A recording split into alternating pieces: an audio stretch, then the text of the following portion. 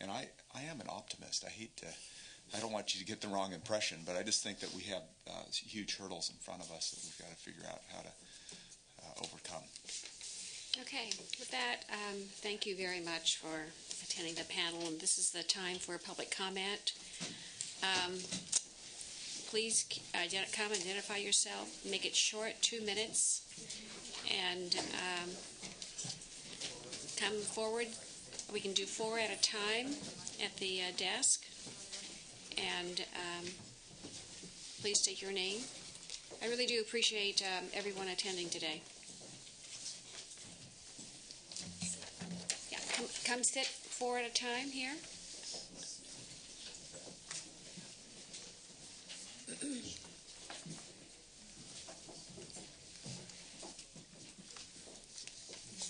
Good afternoon. Good afternoon. It's almost noon. Almost. Yes, almost noon.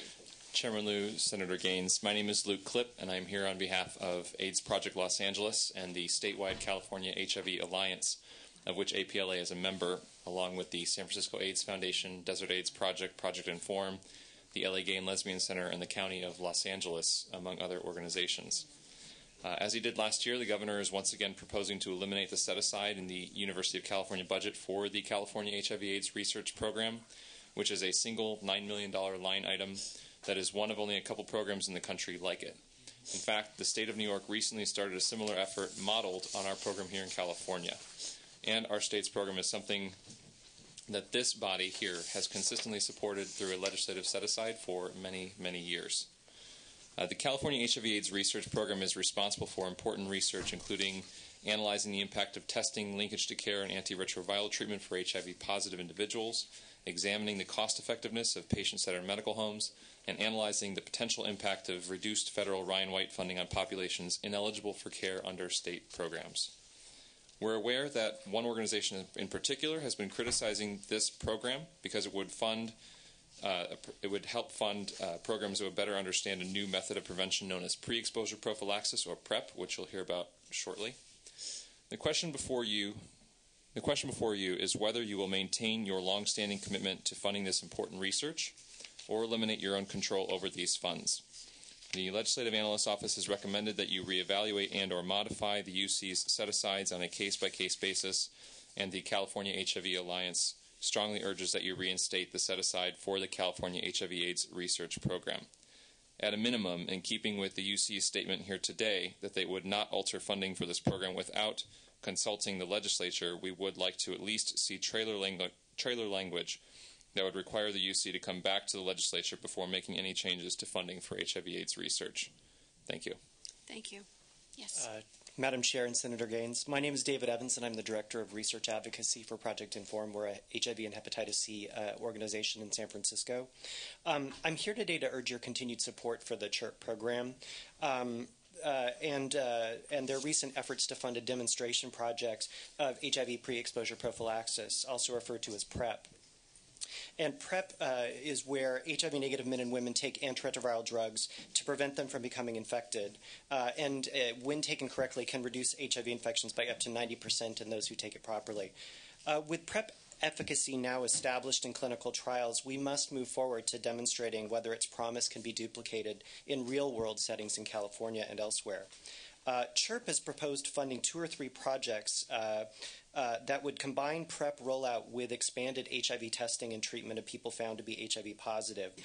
This combination approach is one that multiple prevention experts have lauded as profoundly sensible and an exciting strategy to finally get the epidemic under control, something that we have so far failed to do, with more than 50,000 people overall becoming infected each year in the United States and new cases in certain risk groups nearly doubling in the past decade. You've been asked in a letter by the AIDS Healthcare Foundation to shut down CHIRP's proposed projects and to forever forbid state resources from exploring or funding PrEP, and we strenuously disagree and hope that you will as well. An esteemed panel of HIV researchers and advocates believed in PrEP's potential and directed CHIRP to fund these demonstration projects. What's more, the committee did so before very recent data confirmed PrEP's high efficacy in those who adhere well to it, and further answered questions about PrEP's potential in women. To overturn such scientific consensus based on distortions or misrepresentations of the data by AHF and to fail to protect CHIRP for this reason would be terrible public policy, and we feel a chilling intrusion by the legislature into the scientific process. There are significant unanswered questions about PrEP, how it can be deployed effectively and safely in the real world, but those questions can only be answered by the kinds of projects that CHIRP intends to fund. We feel that PrEP is perhaps the most promising new HIV prevention tool to arrive in 30 years, and failure to explore its potential would be a tragic mistake and will certainly place the goal of an AIDS-free world further beyond reach. Thank you. My name is Aaron Fox. I'm with the LA Gay and Lesbian Center. Madam Chair and Senator Gaines, I'd like to thank you for allowing us to speak to you today on this issue. I will also speak on the issue about CHIRP research and its importance, and I originally sort of planned a script, but while this hearing was going on, my cell phone was blowing up from people in LA who had been watching and who had been listening to the testimony from the UC system and from your questions. And one of the messages that I kept getting was about flexibility. We're hearing a lot about flexibility in many of the programs across Health and Human Services and with regards to HIV/AIDS. And to the HIV community, flexibility means that it goes away. When we're talking about flexibility in Medicaid, when we talk about flexibility in AIDS research, to this community, and especially historically, that means that this funding is no longer going to be around to do research about making sure that people continue not to be infected and that we ultimately find a cure for this disease. So the message that I wanted to send to the committee today was that from the community, the legislature and this committee, along with other committees, are sort of the last bastion of hope to make sure that this money continues to go towards AIDS research in doing the work that California needs to do, being the second largest state in the nation with an HIV/AIDS population. And we would hope that this committee would not only see the benefits of this research, which are many, but also see that this is one of the last pieces of HIV funding that exists in the state of California, aside from the ADAP program. And we would urge you to reject the governor's proposal and ensure that this set-aside is continued to be, and the oversight for this set-aside is continued to be looked at within the legislature and is not just absorbed into the UC budget as a whole. Thank you. Good afternoon. My name is Amanda Buchanan, and I'm here from UC Santa Cruz today. I'm also here on behalf of the UC Student Association, which represents over 200,000 students strong. This morning at 5 o'clock in the morning, my 3 banana slugs and I packed in a car to come up here to share our stories with you. So thanks for giving us the opportunity. So as I enter into finals week and my final quarter of my undergraduate career, I'm reflecting on my experience so far. I've seen 2 majors cut on my campus, and my tuition has more than doubled in 4 years, which is just crazy. I've witnessed my parents struggle with unemployment and felt guilty as they fear the inability to pay for my siblings' college education. I've experienced what it actually means to pay for more and get less. And while I prepare to exit, feeling relieved that the proposed trigger cuts and subsequent fee increases, which is what we think will happen, will not directly affect me, I draw on my understanding of both the higher education system and the state and how that functions to remind you of this. As you make tough choices in the months to come, picking and choosing from which programs to preserve, remember that an investment in a UC student is a direct investment in the future success of California. Students and our hardworking families and workers and staff and professors can't afford to be cut anymore. I hope the testimonies that follow, both here and in the long line behind me, shed light on the urgency of our situation. Thank you for your time and for your investment in my degree. Now let's cross our fingers I can get a job. Thank you. Good luck. Thank you. Congratulations. Thank you. Young lady. Hi. Hi. My name is Taylor Berry. I am a student at the University of California, Santa Cruz, double majoring in politics and feminist studies. I pushed myself academically in high school. I took multiple AP exams, scoring 5s on almost every single one of them, and I also scored in the top 5% on my SATs nationally.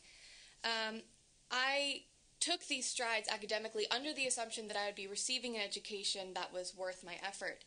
Instead, I am not only faced with cuts to my institution, but a reduction to my financial aid, and a very large choice.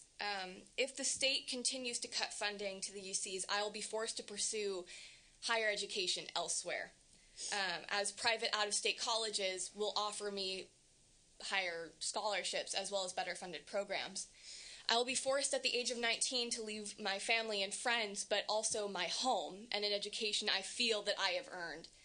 These cuts not only impact the quality of classes I take, but they will also decide if I will be able to stay here and call this great state my home. I am vehemently opposed to the triggers listed in the proposed budget, as the choices this state makes, like in regards to the budget, should not result in sacrifices by our students, faculty, and staff. I ask you to not only advocate for the removal of triggers from the proposed budget, but to also consider the future of California, which is sitting right here. If the state continues to cut the necessary funds to keep our UCs competitive, I and others like me will be forced to either take an education that is neither enriching nor challenging, or we'll be forced to leave. I am set to graduate in a year and a half at the age of 19, and I cannot even begin to think about the debt I will incur pursuing a PhD, which I intended to do at UC Berkeley. I want to become someone great and to contribute to this wonderful system that has made me the person I am. But if the system is instead handing me weak job opportunities and thousands of dollars in debt, I highly doubt any of my dreams will be achieved. So I ask you to please consider the UC and consider the impact these cuts will have not only on my future, but the future of my peers. Thank you. Thank you very much. Hello, everyone. I hope everybody's having a good afternoon, but sadly, I must honestly say that I am not. Although it is an honor to be sitting here in front of you all, we have driven over 3 hours on the week before finals just to be here and remind all of you of California's master plan for higher education. My name is Melody Aguilar, and I am also a student from UC Santa Cruz.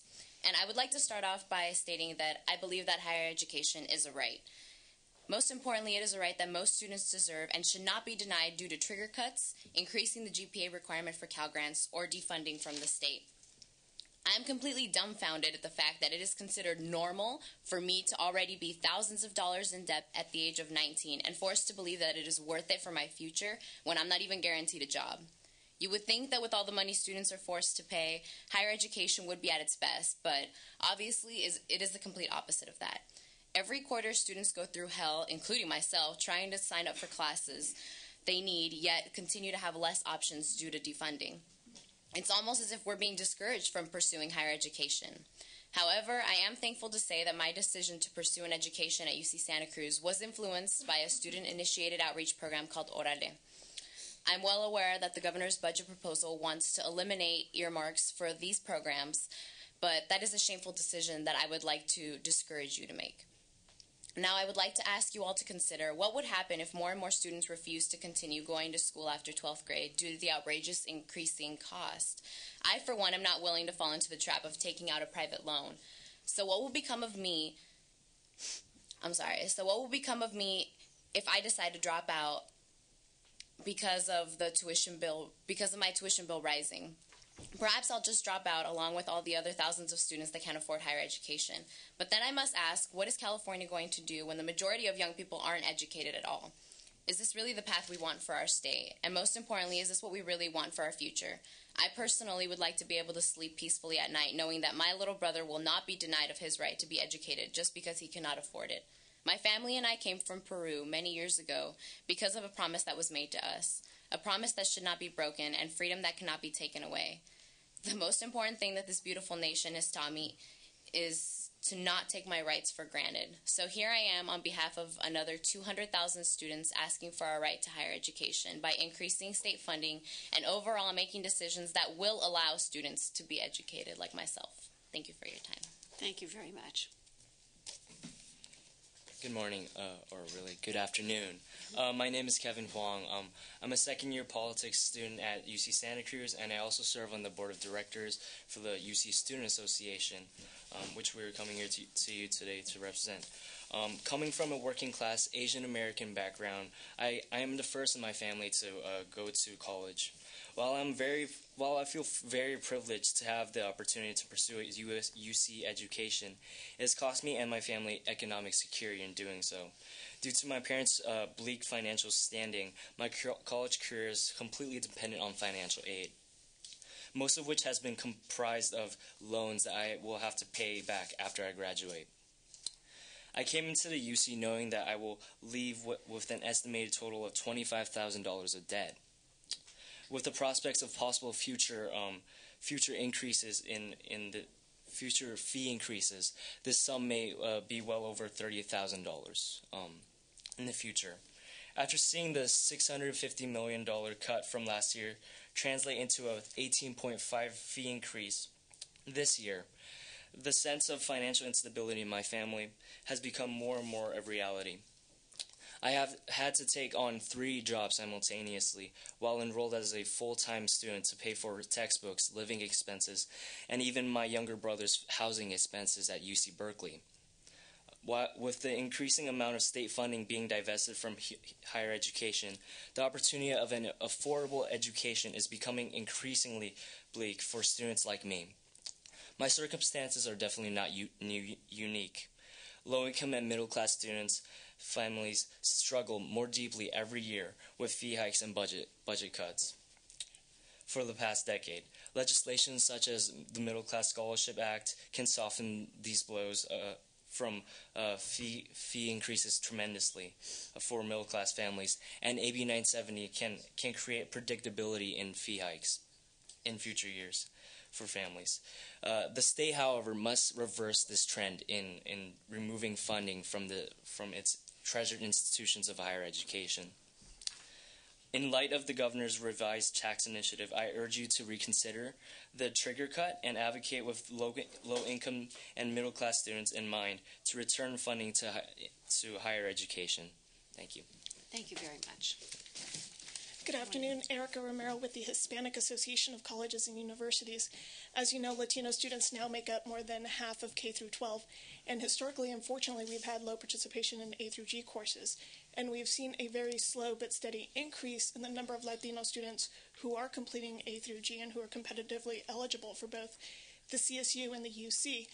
HAKU has actually received private funding to look at models of student success and what gets students through college, and I can tell you that the university in California that's participating is also looking at how we get more K through 12 Latinos into the system, as well as getting the Latinos that are already in higher education out of their system. But one of the things that's necessary, is funding for both access and success, meaning that students aren't taking forever to get out of college. But also necessary for Latino students, our average income for Latino family is about half of the state population, and so financial aid is critical to that. And when you look at a population that's making half of the rest of the state, that means these kids are working. So changing the GPA requirements will disproportionately impact students of color who are helping their families through work and may have that lower GPA, but that doesn't mean they can't succeed in college.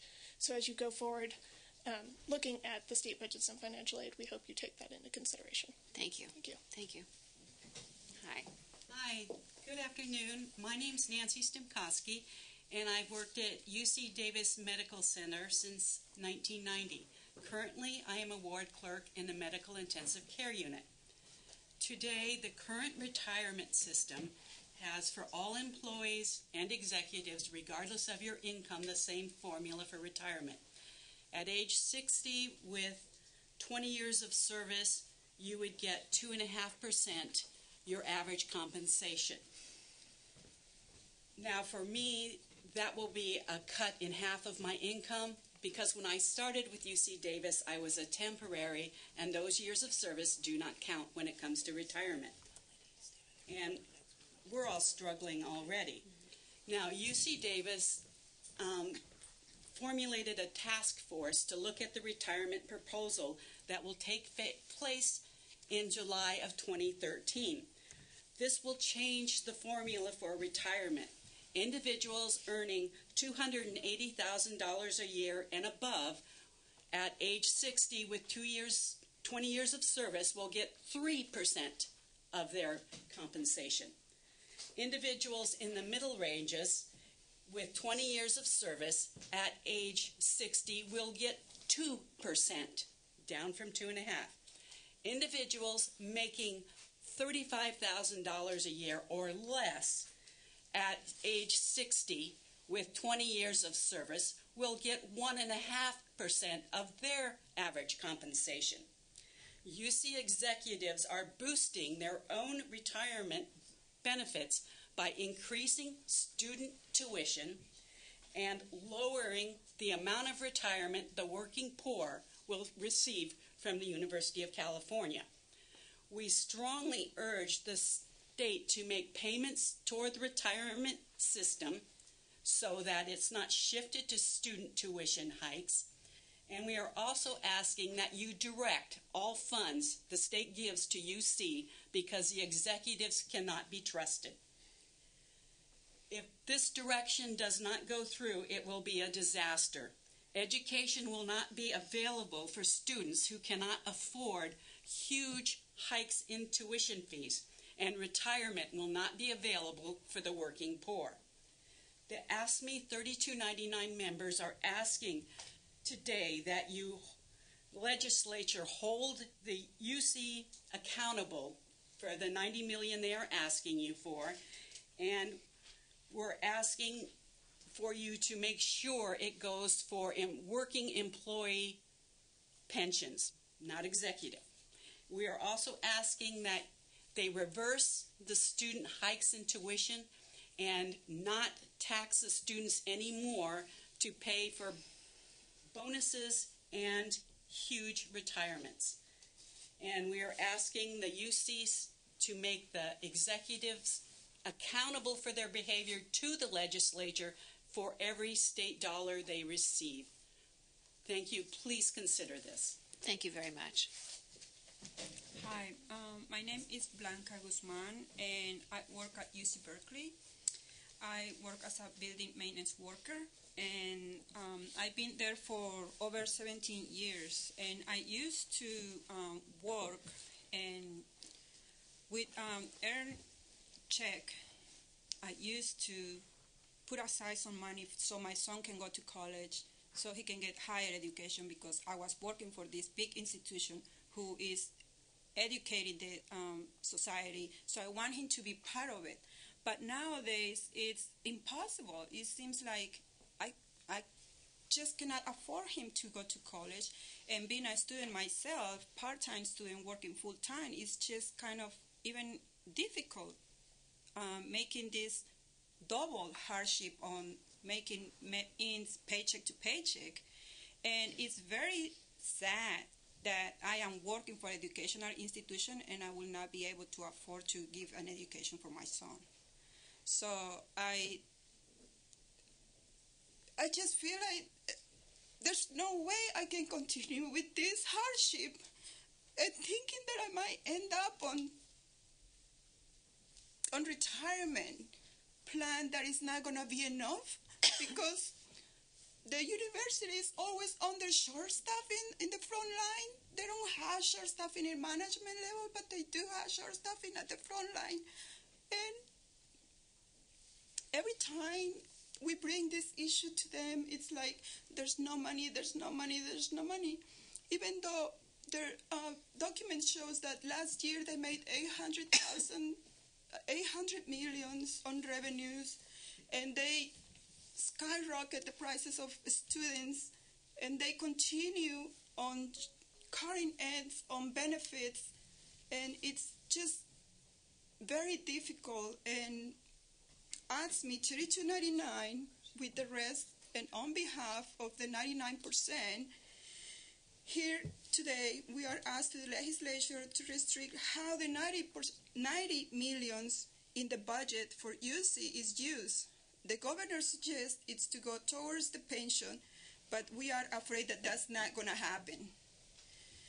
We call for restriction that will limit those funds, specifically for UC pension contribution and not to related costs.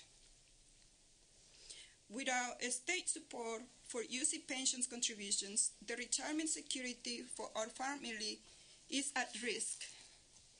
We already struggle making ends meet, but there's more. what the state doesn't pay of its share for UC pension, UC makes up elsewhere. With the state chipping more and more away from UC budget, that means tuition cuts and prices going high for the students. That's not unfair, but unjust. UC is the only public university in California that doesn't receive state support for its pension plan, and on the back of the students and workers through benefit cuts or tuition hikes. UC contributes, we contribute, the state must also contribute. We are heartened by the compromise around a new tax initiative that can lift the burden placed on workers and students. We ask you, on behalf of the 99%, a commitment today to support, one, restriction on how the $90 million is used. Two, call for the reversal over $642 million in student tuition hikes during the past 2 years. Thank you. Thank you. Good afternoon to everyone. My name is Namrata Singh. I work at UC Davis Medical Center in Sacramento. I have worked for UC Davis for 5 years as a senior custodian. UC wants to cut our benefits, but I'm already living paycheck to paycheck. Like I'm a single parent. I have a daughter that goes to university. Now I have to do 2 jobs to afford to pay for her bills and for her books. Just 2 weeks ago, I had to do extra work to pay $700 for her fee, for her book fees. And SME 3299 is here today, asked for the legislator's commitment to help fund our pension, not pit workers against students. Please restrict the $90 million for UC to be used only for pension contribution and reverse student tuition hikes. Thank you. Thank you. Hi, I'm Charlie Eaton, and I'm a graduate student, a PhD student at UC Berkeley.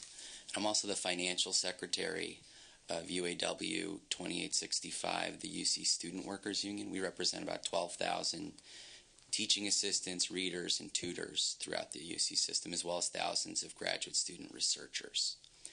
And I really just wanted to start by thanking you, Madam Chair, for what you said during the hearing about the legislature wanting to be part of any discussion of a deal on funding for UC at the outset, not to just have a compact or whatever a deal is called brought to the legislature.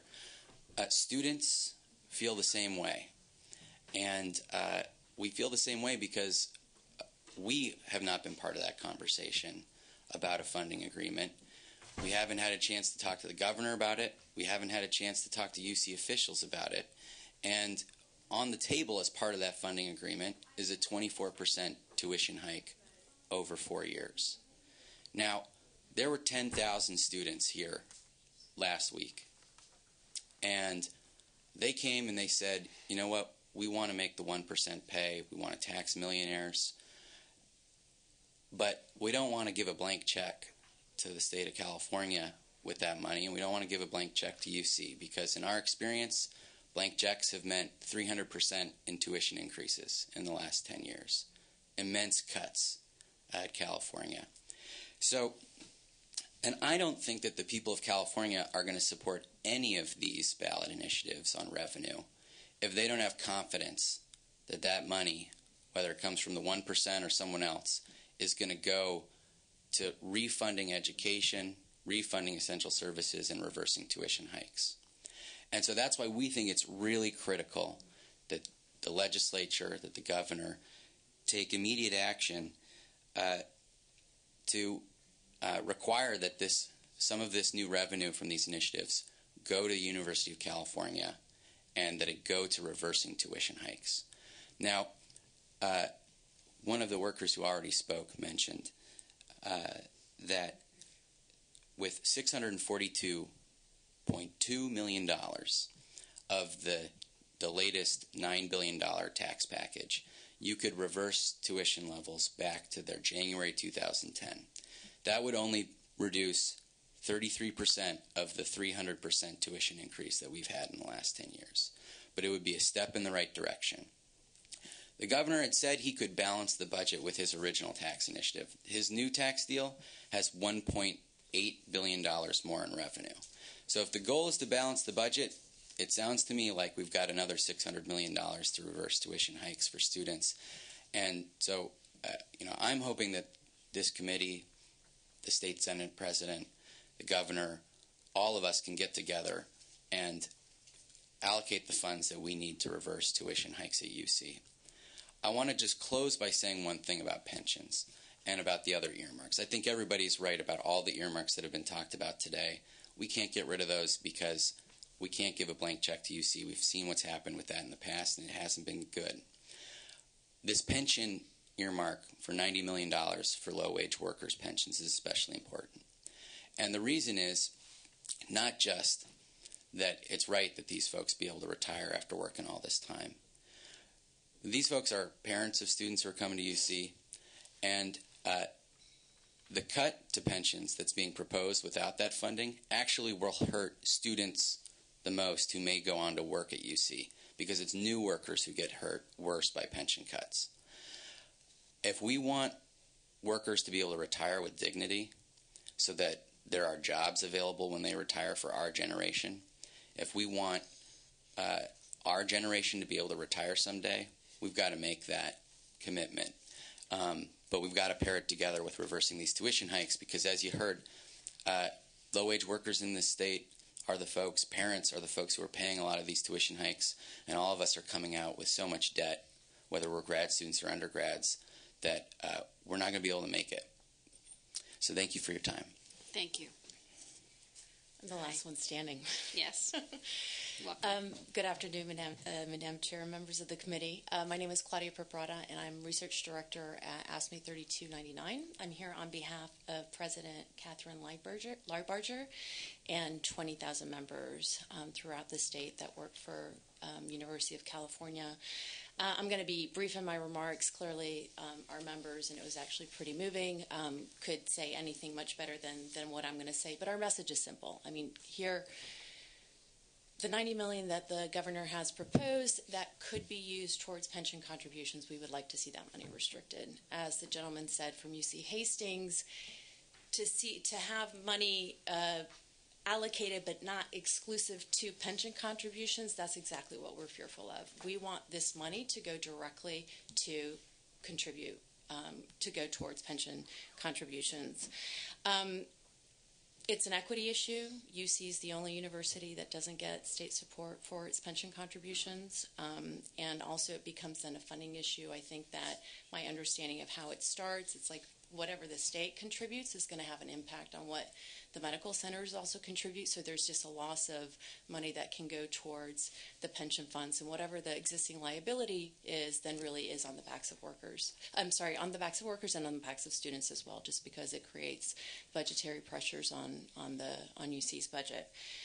So this is not just an issue of equity for workers, but also the university and the students as well. And so this brings me to my second point. I mean, to be pitted against students is what we don't want. We believe, and we are heartened by the compromise that was reached with the governor yesterday around the potential revenue source, revenue initiative. We believe that there'll be enough money. This is a commitment towards hopefully higher education, and that money should really be used towards reversing tuition hikes that students have had to bear for the past. I mean, in particular, as Charlie said, he's focusing on January 1st, 2010 levels, which is in the ballpark of about $640 million. And lastly, I know that we've provided this. I know that our president has met with you and other members of the committee, and I believe that our trailer language has been provided to staff, but I'm not sure what the process is, but just wanted to present copies. That could be helpful. Pass it to the sergeant. Okay. Distribute it to us. And that's it. Thank you very much. Thank you very much.